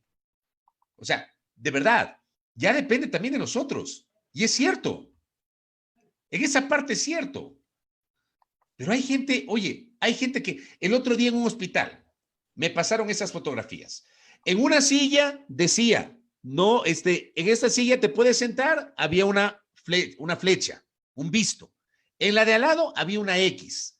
Entonces no te podías sentar en la de al lado. Resulta que 2 personas sentadas allí, por más que sean familiares, el punto es ese. Seguramente son familiares y no hay riesgo de contagio, porque ese es el argumento. No importa, prediquemos con el ejemplo. Respetemos las disposiciones, aunque sepamos que al lado nuestro está nuestro familiar con el que convivimos y que no está contagiado. Pero si en el asiento te dice que no te puedes sentar porque hay una X, ¿por qué te sientas? O sea, no sé si estoy siendo exagerado. por el mal, pues. ¿Ah? No se cruce en amarillo el semáforo, te cruzas en amarillo. No pises la zona cebra, te la pisas. Claro, claro. Bueno, a ver, José Antonio. Y solamente para cerrar este capítulo, porque hay que hablar de esto. A un tema más escabroso, ¿no? Sí, ciérralo, que no, me pasan un montón de información del tema escabroso que no podemos dejar de comentarlo. Ciérralo tú. Solamente para poner una nota de humor, me escribí el otro día, bueno, en el chat, ¿no? De los amigos del fútbol, uno que no tiene enamorada, que es medio federal, ¿no? Como dirían los amigos, ¿no? Que no es tan agraciado, dice, si antes me costaba trabajo conseguir una enamorada, ahora con mascarilla, olvídense. ¿Ah? ¿Cómo ves eso tú? No, yo creo que va a ser más fácil, ¿no? No creo, no creo, porque tú sabes que todo entra por los ojos, ¿no? Todo entra por los ojos, el gusto, dice, ¿no? digamos, ¿no? Bueno, así es muy complicado. Dice. La nueva así normalidad. Dice. A ver, bueno, señor. la doctora Loli Páramo me dice, no te puedes ir sin comentar lo que está pasando en la prefectura del Guayas. Flaco Sánchez, desbloquéame por favor para mostrar, porque lo de la prefectura de la provincia del Guayas realmente es muy complejo. A ver. Tuit del portal La Historia, esta tarde. Lo último dice, prefecto del Guayas, Carlos Luis Morales, presenta denuncia en la fiscalía involucrando a los 2 hijos de su esposa Sandra Arcos, Javier y Andrés Vélez, como sospechosos de las irregularidades de los contratos de emergencia firmados por la prefectura que preside Morales. Wow. Sí se ven los tweets de ¿Sí? Morales, ¿no? Sí. Yeah. Dice Carlos Luis Morales, en este momento presentó una denuncia ante la Fiscalía Provincial donde pido que se investigue a varias personas, inclusive a los 2 hijos de mi esposa, como presuntos involucrados en las supuestas irregularidades en la adjudicación de contratos durante la emergencia sanitaria. Estoy seguro que la justicia y la transparencia brillarán y juntos continuaremos uniendo esfuerzos para trabajar por la provincia. Entenderán que no es una decisión fácil para mí, pero Guayas es primero. Esto está pasando en la provincia del Guayas, en donde hay esta polémica por las presunciones de mal manejo de los recursos que pertenecen a los guayasenses a cargo de el gobierno de la provincia del Guayas. Antes de hablar de eso, voy a hacer una mirada más retrospectiva al día de ayer. Ayer el Partido Social Cristiano casi que le bajó el pulgar a Morales. Sí. Este es un comunicado que ayer se nos quedó en el tintero, no íbamos a dejar pasar la oportunidad de comentarlo el día de hoy con nuestros internautas. El Partido Social Cristiano emite el siguiente comunicado suscrito por sus legisladores. Dice, lamentablemente, durante esta emergencia sanitaria que atravesamos por la pandemia del COVID-19, han trascendido a escala nacional una serie de denuncias sobre contrataciones irregulares en nuestra red de salud pública, seguridad social y gobiernos autónomos descentralizados. A estas acusaciones hoy se suma la prefectura del Guayas. Es por ello que como bancada legislativa ratificamos nuestra posición de que nadie puede estar sobre la ley, indistintamente de que sea partidario o no. Razón por la cual demandamos un actuar ágil y contundente de las autoridades de justicia, así como le exigimos al prefecto Carlos Luis Morales Benítez que presente las debidas explicaciones sobre los hechos, los graves hechos que se le imputan a él y a su círculo cercano, o de ser el caso, que entregue a la justicia los nombres de los responsables de dichos actos. De no proceder así, que renuncie. Eso le dijo ayer la bancada social cristiana bajándole el pulgar. Ojo, que dé una explicación, que entregue a la justicia los nombres de los responsables de dichos actos y que de no proceder así, renuncie. Yo hago esta pregunta pública. ¿Me puedes confirmar tú si hubo una rueda de prensa de Morales el día de ayer? Yo lo he intentado buscar. Hubo ayer, entiendo que una rueda de prensa en donde dijo que no iba a contestar más preguntas sobre el tema y no se iba a referir más al tema. Entiendo que sí. Entiendo que sí. Eso es lo que dijo ayer. Si acá me pasan, déjame ver. Ah, no, esto no es de ayer. Me pasaban un video de Morales anterior. Entiendo que ayer hizo alguna declaración el prefecto de la provincia del Guayas. Tienes tú la postura del bloque social cristiano en donde le dice que diga quiénes son los responsables del caso de corrupción que está siendo investigado y al día siguiente, o si no que renuncie, y al día siguiente tienes a Morales denunciando a los dos hijos. Echando al agua a sus dos hijastros. Ya. A sus dos hijastros, a los hijos de su esposa. Aquí invita, digo yo, a hacer una serie de reflexiones. ¿Qué tienen que hacer familiares directos? Porque vienen a ser familiares directos, de una u otra manera. Tal vez legalmente no se configura como familiar directo, José Antonio. O sea, no sé si me explico. Sí. Legalmente no son familiares directos, pero en la práctica terminan siendo familiares directos. ¿Ya? ¿Qué tienen que hacer los dos hijos de la esposa del prefecto de la provincia del Guayas en procesos de contratación en la prefectura de la provincia? ¿Qué tienen que hacer? Si estuvieron allí, no pueden haber estado solos, pues, José Antonio. O sea, me parece a mí que es un tema... Delicado, ¿no? Es indelicado por no utilizar otro término. ¿Ya? O sea, no es que ellos se mandan.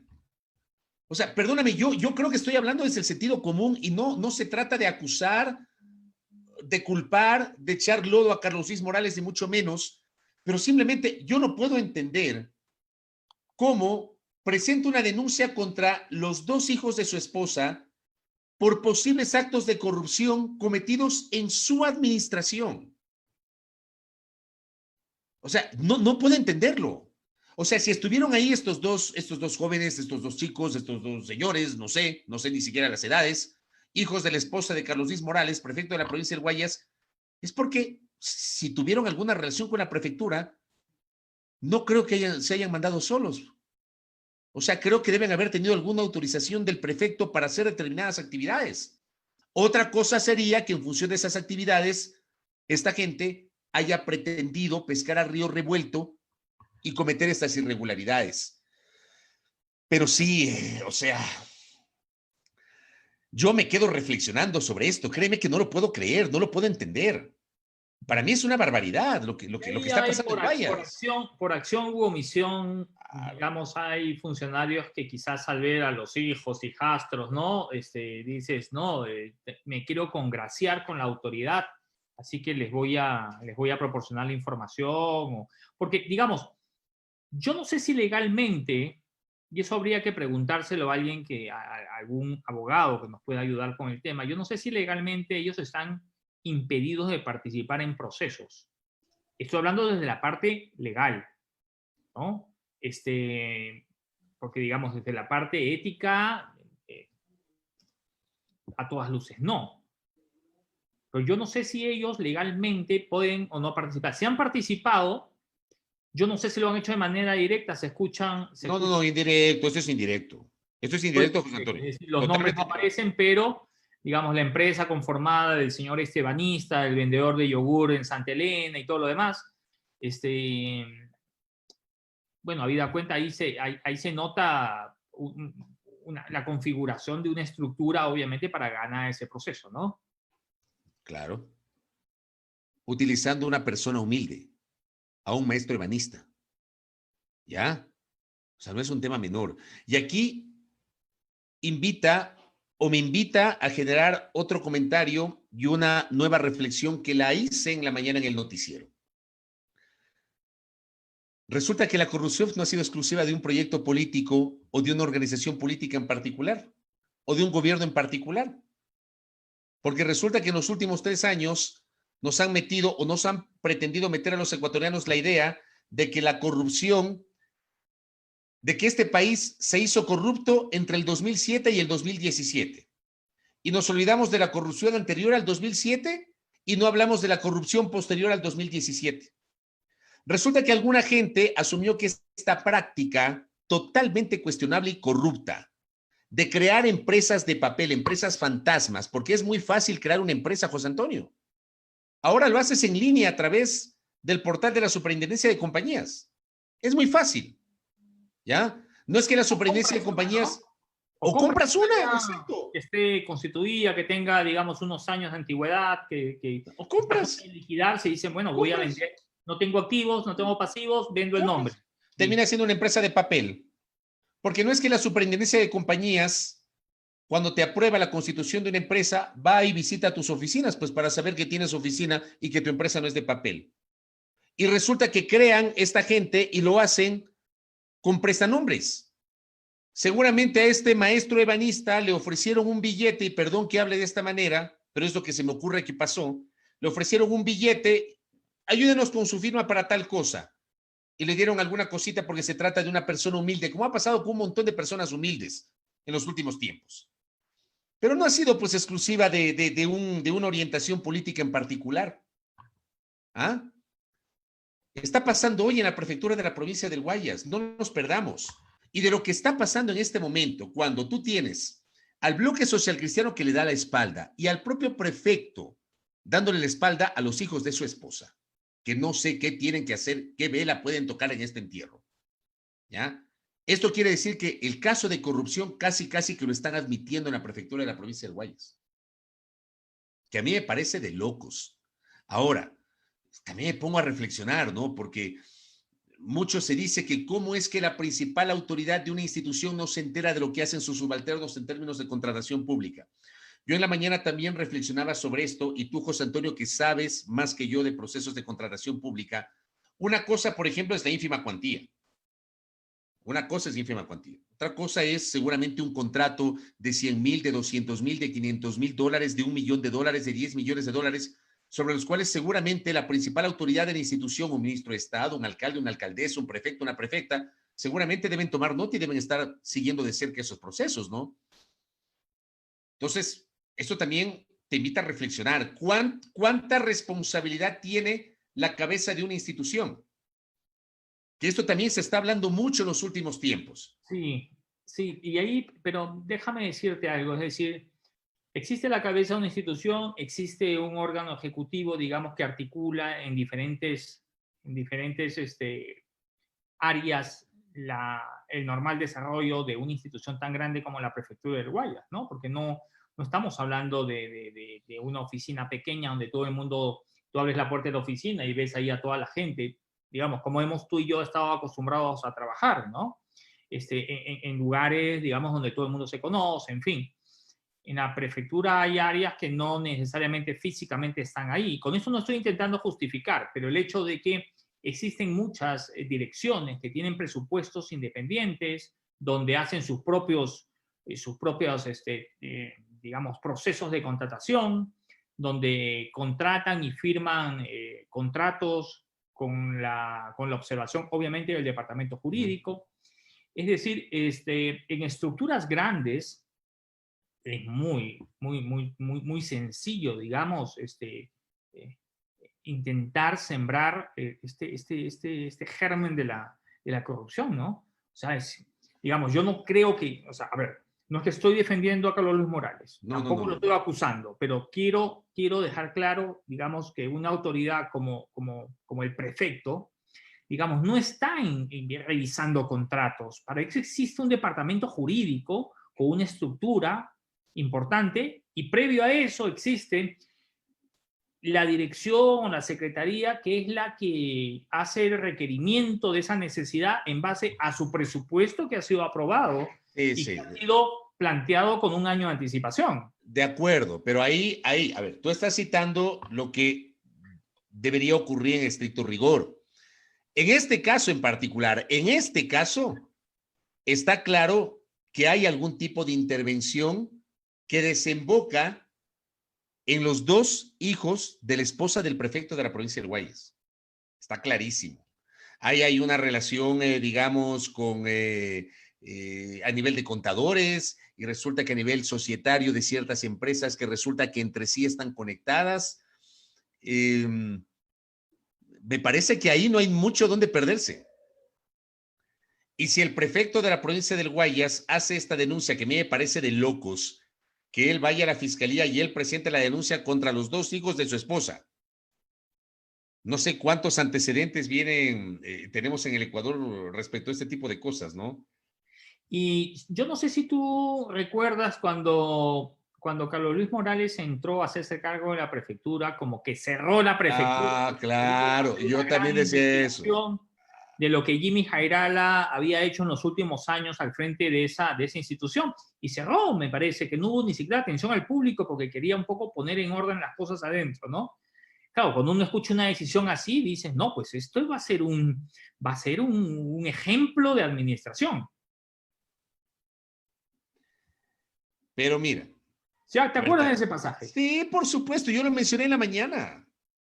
Lo mencioné en la mañana. Perdón, yo pensé que te estaba dando una primicia. No, yo lo mencioné en la mañana, justamente, lo mencioné en la mañana eso. Se me vino a la mente justamente el hecho de que la primera acción del prefecto del Guayas fue cerrar la prefectura. Disque para sanear la prefectura. Y a mí, digamos, yo te insisto, mira, y yo lo dije en la mañana, yo con Carlos Luis, porque además fue mi compañero, fue nuestro compañero en TC, José Antonio. Sí. ¿Ya? Y con él siempre hubo una muy buena relación, una relación muy cordial. Muy agradable, ¿no? Exacto. Muy respetuoso. Sí, exacto. Ya, pero yo quiero separar la parte personal, la parte de la relación interpersonal, con los errores incluso de cálculo político que se pueden cometer y en este caso, errores de administración. A ver, el hombre fue parte de la administración del prefecto Jairala. Fue muy cercano al prefecto.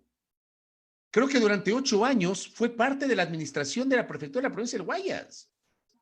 Hasta que dejó la prefectura y fue al Consejo Cantonal de Guayaquil. ¿Me comprendes? Entonces, eso también a mí me pone a reflexionar y me pongo a pensar, cuando se anunció el cierre de la prefectura, yo sí me puse a pensar, a ver, hermano, tú fuiste parte de.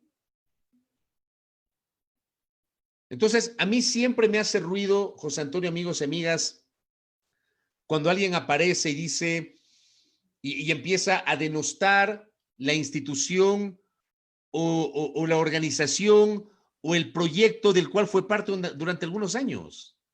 O sea, ¿por qué no hiciste la denuncia antes? ¿Por qué no te fuiste en su momento? Y cuando te fuiste, ¿por qué no denunciaste la corrupción? Y si había corrupción y tú estabas consciente de la corrupción, ¿por qué no saliste y lo probaste? Porque sabes que en este país muy poca gente denuncia con nombre y apellido, José Antonio. Este es un país que se ha caracterizado por la venta de humo a lo largo del tiempo.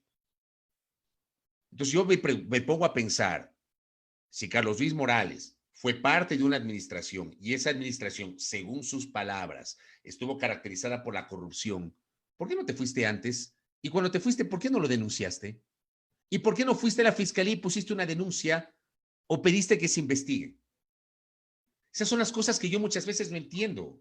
Es como cuando yo escucho al actual presidente de la República, José Antonio, desmarcándose de un gobierno del cual él fue parte. 6 años fue vicepresidente de la República. Y hoy se desmarca y reniega del proyecto político que él mismo ayudó a construir. Entonces, esa falta de sindéresis es la que de verdad a mí me genera decepción de la clase política. Tengo un punteo de las cosas más relevantes que dijo en la rueda de prensa. Ah, ya lo tienes, ¿eh?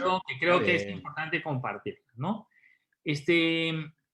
Y primero, empezar diciendo que el prefecto dijo que brindará toda la facilidad del caso a la fiscalía, ¿no? Le abrimos la puerta para que hagan su trabajo, de existir responsables que asuman, ¿no?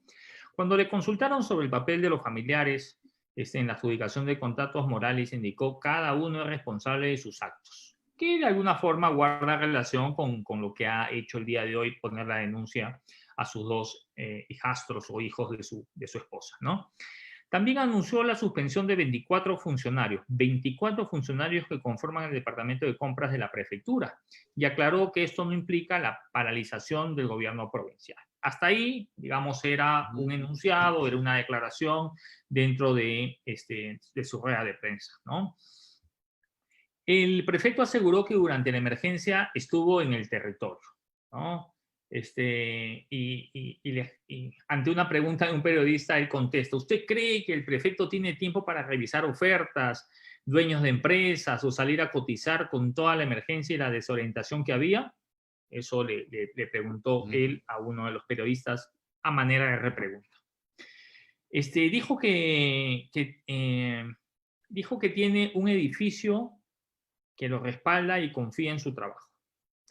Uno de los contratos señalados se firmó con un adulto mayor en condiciones de pobreza y otro por $500,000 con un joven de 20 años. Al respecto, Morales expresó: que tenga 76 años no significa que no pueda tener una empresa o que tenga 20 años y no sea un emprendedor.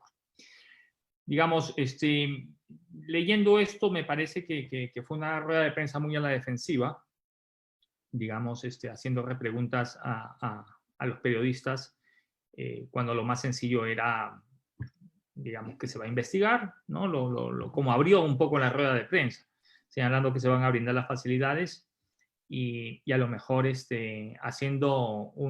conformando quizás un equipo a la interna, ¿no? Un control interno para evidenciar justamente a dónde llegan esta clase de contrataciones, cuáles pueden ser las implicaciones que pueda tener la propia prefectura. Sí. Yo no sé por qué algunas autoridades, digamos, frente a los requerimientos de la prensa responden a la defensiva, ¿no? O sea, por Dios. Yo a veces no les entiendo. Les saluda Loli Páramo, colega periodista que reside en la ciudad de Guayaquil, también siempre muy generosa en sintonizarnos. Algunos aportes de Loli sobre impedimento legal para que familiares o parientes de un funcionario participen en proceso de compras públicas. En términos generales, según la ley de contratación pública, los procesos de contratación se debe hacer en una plataforma en la que el contratante no puede ver la identidad del contratado, porque el espíritu obviamente es que tú no puedas elegir a dedo ni contratar con tus parientes hasta el 4º grado de consanguinidad. Ahora, echa la ley, echa la trampa.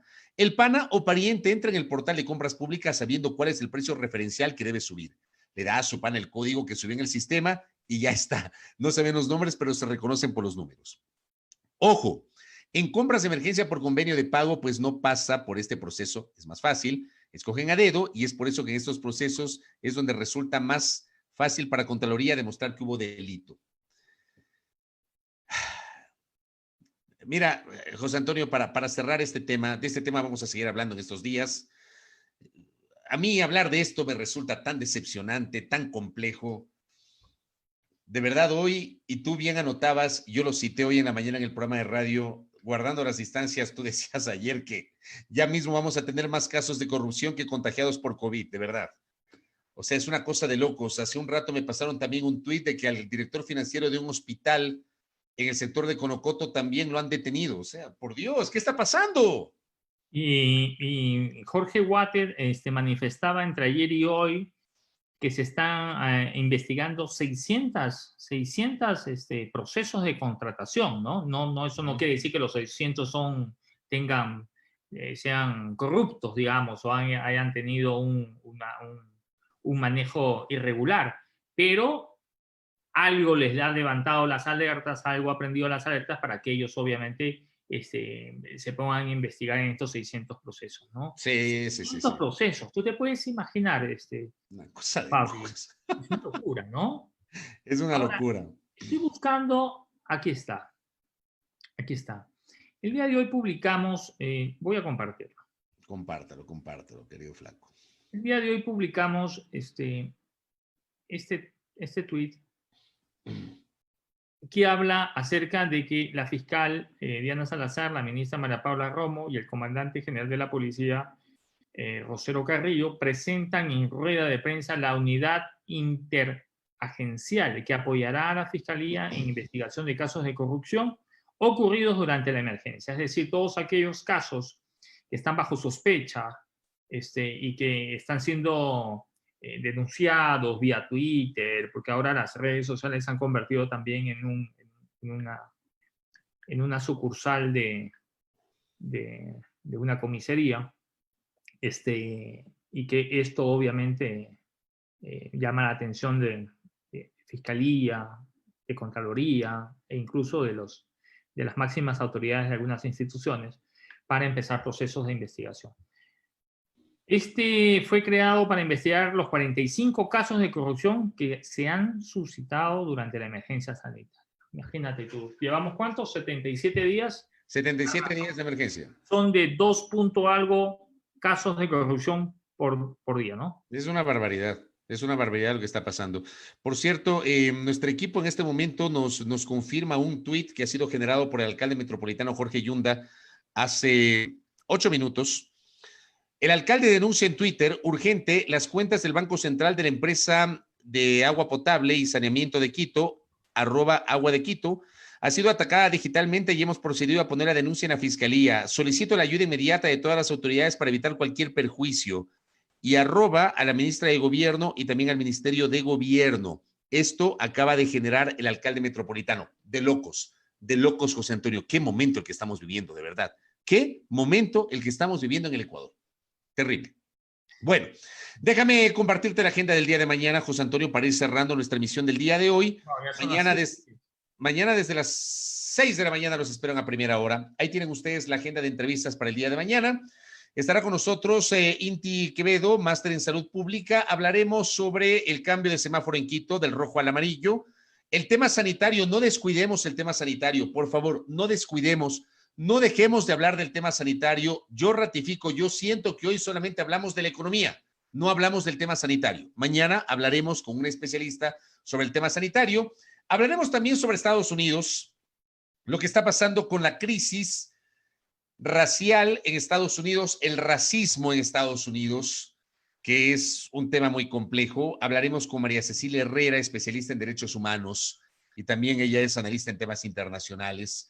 Hablaremos sobre los temas electorales de cara a lo que se viene, pues ya estamos entrando a esto que denominan la nueva normalidad, la nueva realidad, como yo le denomino, y hay que empezar a hablar de los preparativos de cara a lo que será el segundo semestre de este año a nivel político electoral y la violencia política de género.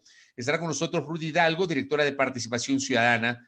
Y finalmente, Joana Romero, presidenta del Consorcio Suroccidental. Póngale ojo a esa entrevista para saber cómo va a operar el transporte público en Quito. Mañana vamos a seguramente tener novedades en esa entrevista. Si finalmente, como anunció hace minutos, porque a esta hora no hay acuerdo, se supone que mañana van a cobrar por la tarifa, nos lo dijo la secretaria de Desarrollo Productivo hace minutos. Veamos qué nos informa mañana Joana Romero, presidenta del Consorcio Suroccidental. Aquí tengo dos cositas. Primero, saludar esta agenda que está un poco inclinada hacia el sexo femenino. Por favor, no está un poco. No has invitado a inclinación total. Algún representante del género masculino el día de mañana. Yo soy un feminista convencido, señor, por favor.